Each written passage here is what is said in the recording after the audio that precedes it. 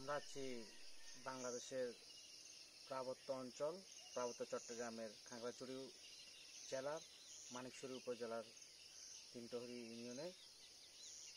আমরা বিশেষ করে আসছি আজকে এখানে একটা কৃষি খামারের করার জন্য।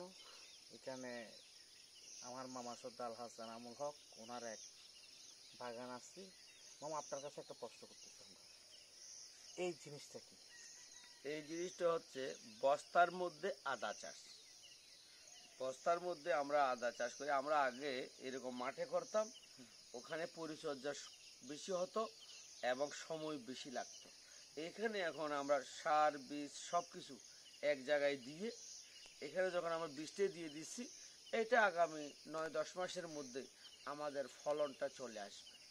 এটা কি বস্তার মধ্যে থাকবে না এখান থেকে হস্তান্তর? না, এখানে বস্তার মধ্যে এটা বড় হবে, শুধু মাটিগুলো আমরা একটু নেড়ে দেব, আর যখন গাছটা উঠে যাবে তখন আমরা গাছের ছায়াতে দিয়ে দেব। এরকম আমরা হাজার হাজার বস্তা আদা করছি এখন। এটা একটা এই বলবো কম জায়গার মধ্যে বেশি ফল উৎপাদন করা একটা প্রোডাক্ট, যেগুলো আমরা আগে ইনপুট করে খেতাম, এখন আর ইনপুট করতে হচ্ছে না।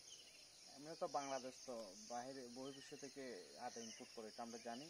কিন্তু পার্বত্য অঞ্চলে এরকম আপনাদের মতো এরকম যারা কৃষি উদ্যোক্তা আছে, এরা যদি এরকম উদ্যোগ নেয় তাহলে তো বাংলাদেশের ভবিষ্যতে আর আদা সংকটে থাকবে না। আমাদের এখন যেভাবে আমাদের কৃষকরা বা আমরা এগিয়ে আসতেছি, এটা একটা লাভজনক প্রোডাক্ট।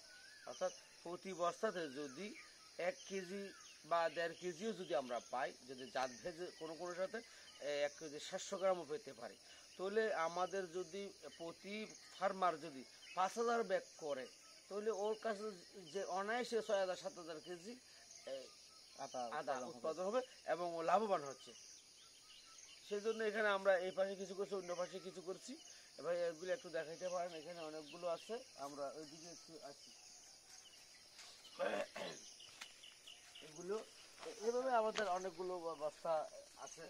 আমরা আসেন। আচ্ছা, এখানে আরেকটা বিষয় হচ্ছে, এখানে কিছু আম গাছের মধ্যে আমের মধ্যে প্যাকেট করছেন আর কিছু আমের মধ্যে প্যাকেট নাই, এই বিষয়টা আমরা আসলে আচ্ছা তো ভাই আপনি অনুধাবন করতে পারছি। আমরা যেটা করব, অনেকগুলো আমে প্যাকেট আছে, অনেকগুলো আমে প্যাকেট নেই। আসলে এই আমগুলো আমাদের যারা বন্ধুরা আছে ওরা অর্ডার করা, এগুলো আমাদের ব্যাগিং করা, এগুলি প্যাকেট করা, এগুলি অর্ডার করা। এগুলো আমাদের কিছু ক্লায়েন্ট আছে দেশে, কিছু ক্লায়েন্ট আছে বিদেশে। যে আমরা মিডল ইস্টে ওই দিনেও সফর করে আসলাম, ওখানে ওদের যে রিকোয়ারমেন্ট, যে পোকামাকড় না ঢোকার জন্য বা পোকামাকড় না যাওয়ার জন্য এরকম ব্যাগ করে দিলে এইটাতে ওষুধ খরচ কম হয়। হ্যাঁ, আমাদের প্যাকেট খরচটা একটু বেশি হয়। সেই জন্য এই আমটা খুব সেফটি আম। মানে আমরা যদি এখানে ব্যাগিং না করতাম, তাহলে এখানে প্রতি 7 দিন বা 10 দিন পরে পোকা যাওয়ার জন্য স্প্রে করতে হতো। এখন আমাদের একবারে ভালো করে আমরা পোকানাশক ওষুধ দিয়ে তাহলে আমরা ব্যাগিংটা করেছি। এরপরে এখানে ও 60 থেকে 65 দিন থাকবে। এর আমটা যখন মিচুট হবে তখন আমরা এটা তুলে আমাদের গ্রাহকদেরকে দিয়ে দেবো। এটা কিছু আমাদের দেশেও যা কাস্টমার আছে, কিছু বিদেশেও কাস্টমার আছে। সেই জন্য যেগুলো অনেকগুলো আম আমরা ব্যাগিং করি নাই, ওগুলো সাইজ ভালো করে আসে না। এটার জন্য আমরা একটু সামনে দেখায় আসেন। যেমন এইখানে আমগুলো, এই গাছটা আমরা এখনো আনি নাই, এইটাতে আমরা এখনো ফলের আওতায় আনি নাই, এবং ওখানে ওগুলো আমারগুলো সাইজ আসে নাই। ওখানে একটু জুম করে দেখা যাবে, তোমার কাছে গিয়ে দেখা, ওটা সাইজ না আসার কারণে, এইটা সাইজ না আসার কারণে এটা আমরা ব্যাগিং করি না। যেগুলো সাইজ চলে আসছে ওগুলো আমরা ব্যাগিং করেছি। আচ্ছা, এখানে আরেকটা বিষয় হচ্ছে যে এখানে এই আপনার এই প্রজেক্টটাতে আরো কিছু আম গাছ দেখছি আমরা, ওই আমগুলা কি এখানে কি জাত ভেদে কি ইয়ে করা আছে? হ্যাঁ হ্যাঁ, এই জাতটা একটা জাত, এটা হলো বাড়ি 11। এটা আমাদের কৃষি গবেষণা বাড়ি থেকে উদ্ভাবিত।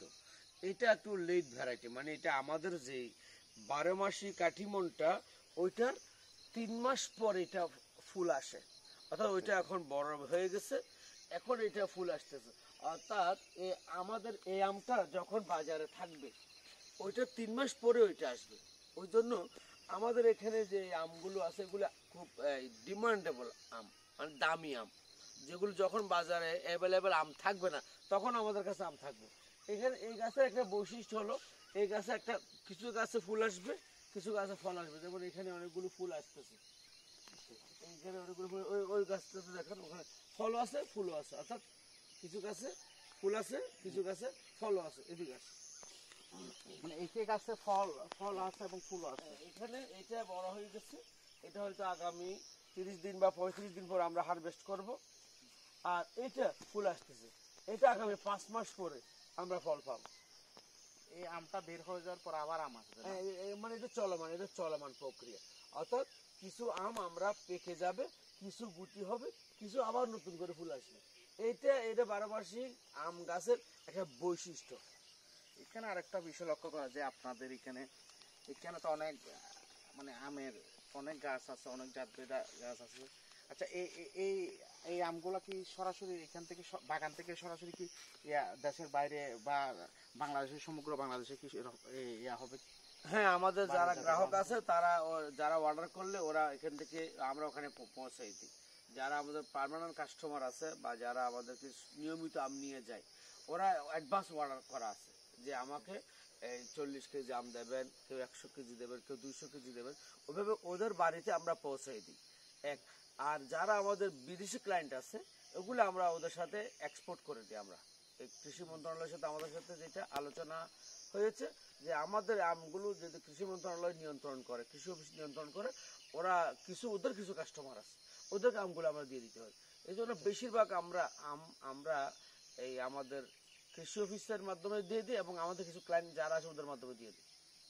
এখানে আরেকটা বিষয় হচ্ছে, আপনার এখানে আপনার বাগানে দেখতেছি পার্শ্ববর্তী কিছু মালটা বাগান দেখতেছি।